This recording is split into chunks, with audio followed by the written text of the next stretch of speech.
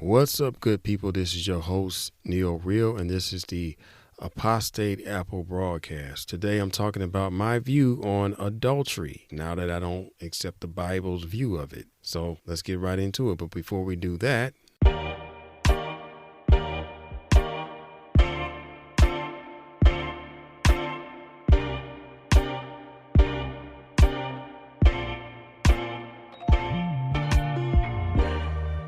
we're back, and I just want to share my view of adultery. So, adultery is the violation of the agreement between a couple to be sexually exclusive within a legal marriage. It's called cheating if there is no legal agreement, and in both cases, people get pretty furious when their partner has sex with someone other than them. I don't believe adultery is immoral, and I'm going to state why. I don't believe people should have exclusive rights over someone else's body, which is their sexuality. The idea that you can only have sex with one person while you're in a relationship with them doesn't make sense, and it goes against, I say, basic human biology. So without exclusive rights to your partner's body, adultery just would exist. So here's the real reason that people have an issue with adultery, and this is my opinion. And by the way, I'm coming from studies of polygynous households, men with multiple wives, women with multiple husbands, polyamorous relationships where people have a free-for-all where it's kind of configured to how they all want to fit together. So the real reason people have an issue with adultery is that, one, the idea of owning someone is shattered. All right. People have an ego and they think they get to own somebody. So they get married, they get a girlfriend, a boyfriend, or whatever. They're in a so-called relationship. They feel like that person is all theirs. And then when adultery comes, they feel like they're shattered. I don't own you. You're going around giving yourself to some other body, somebody else. So the reason you want to think you own someone is about security. And that is normal. One of the human needs is security, secure in finances, secure in foundation and protection and living space, and in a partner, or particularly the attributes that a partner provides, like affection, admiration, attention, a connection, belonging, emotional support. These are all things that they want to feel secure in. You know, they don't want to have to always be searching for somebody, and then they get with them, and then the person goes away, and then they got to go find somebody else to get these same needs from. So it's easier to have somebody there for that specific reason, you know. So everybody is meeting each other's needs, and so security is a big deal. So adultery tends to ignite the fear of losing those resources from their partner. But I would say this is a false fear. Like, it's nothing to be scared of just because somebody is having sex with someone else. There's two reasons why people commit adultery or cheat. The first reason is they're not getting their needs met. All right, so they go get it by somebody else. The second reason is their needs are met, everything is fine. It's simply they want a variety in sex. They want to have access to somebody else. They want some new pussy, or they want some new dick. That's what it's about. You know.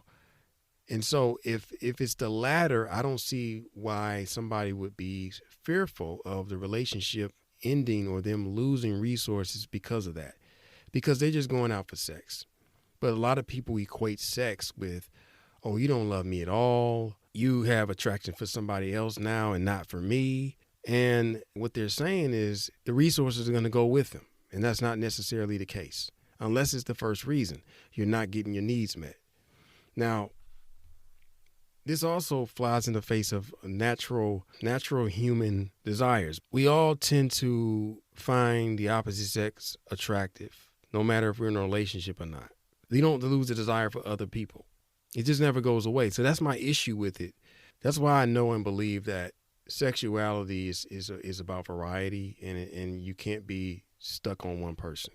So to be bound exclusively to one partner throughout the duration of the relationship goes against the nature of humanity and how sex works. Sex is about variety. If monogamy was normal, we lose attraction for the opposite sex once we couple. Sex is about variety. I never ceased to see other women as attractive when I was married. It didn't go away. And I'm sure my wife seen men that were attractive too.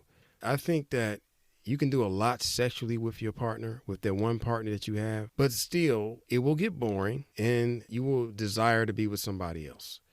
So I kind of equate sex with one person in a monogamous relationship to eating steak and potatoes every day, right? So yeah, you can change the steak up with different seasonings, maybe different marination.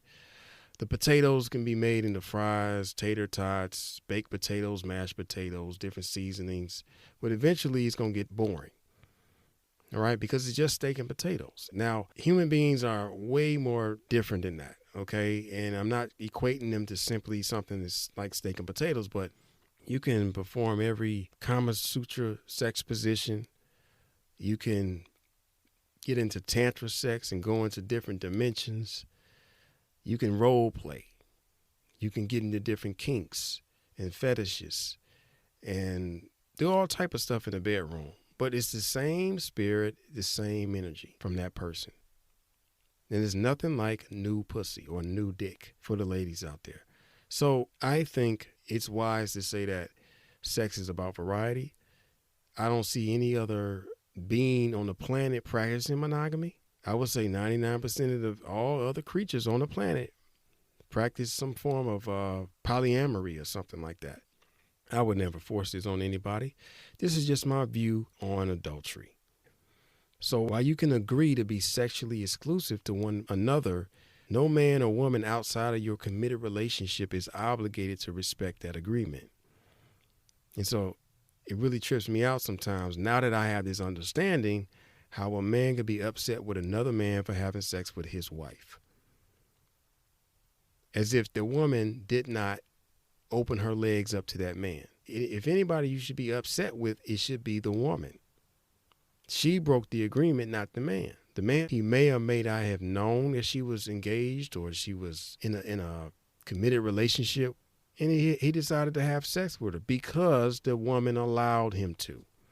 And this happens in some cases because the woman just wants some side dick, and she's been doing this.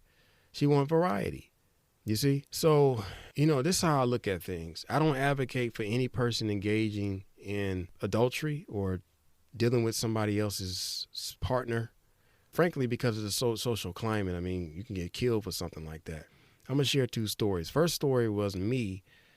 I was dating a girl that was engaged to be married the whole time, and I didn't know it. It was a short time, but I found out through a connection of hers who was pretty much helping me out. And I met this girl at this summer program for youth, right? And this is in Detroit. I was 19 or so. I think she was the same age or whatever, but she was engaged to be married the whole time. She never mentioned the guy, never had a ring on, but this is what I was doing. And when I found out, I stopped messing with her because of my Christian values or whatever. But to connect to that summer program that me and her met at, one of the teachers that taught us, because we had several teachers, one taught us how to build computers from scratch. The other one had us learning different software on computers. And there was another one helping us do some other stuff.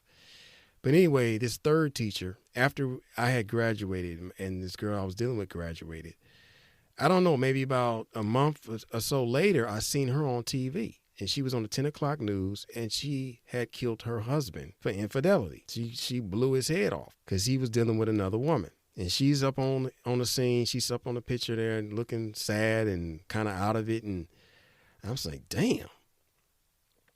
And here I am dealing with a woman who was engaged. So I could have, and she told me, hey, you can come over to my house. And we, after I found out, I was like, I'll never come over there. Like, how can I? And what's funny is I seen the man that she was engaged to be married to, but I didn't know that he was with her. So anyway, I could have been in the house and getting caught up in some drama. I share those two stories to say that, hey, I'm not advocating for anybody going after anybody's spouse. I just want to share that I don't believe it's a sin. I don't believe adultery is a sin because I don't believe monogamy should be prescribed to people. I don't think it's normal. Here's the reason why I don't think polygamy is the prescribed norm, at least in these Western countries. And I think the reason why is, number one, there's jealousy. A lot of people get jealous because they're insecure. So a lot of people are insecure, so they would have a big issue with sharing somebody because they would feel like maybe I'm not that good enough. Maybe my partner's affections may go elsewhere, even though they're in a polygamous or polyamorous relationship. That's the first problem. The second problem I see and why polygamy is not the norm is because the state of men in the Western world. Most men and women have been altered in some way. And I talked about this in my early podcast about emasculation. And when a man is emasculated, he is not as attractive to women as he would be if he was fully masculine. And so I see that happening in a great deal in Western culture. And because of that, if polygamy was normal, most women would not deal with most men. They would not even talk to him. They would deal with the guy that's masculine. And anytime a country is being subjected to different ideologies that cause the men to be less manly, okay, there's always that 20% that refuse to bow because they got information that the others don't have. And so they maintain their manhood, and because of that, they stay attractive. They walk in their masculine energy, and that attracts women. And so women begin to see them, and they begin to ignore the majority of the men. And so what will happen was the men will start to see that most of the women are dealing with this few set small group of men. Because the 80% of men want to have sex with women, they want to have women in long-term relationships, but cannot. They will become very envious of the men that are getting the women, the 20%.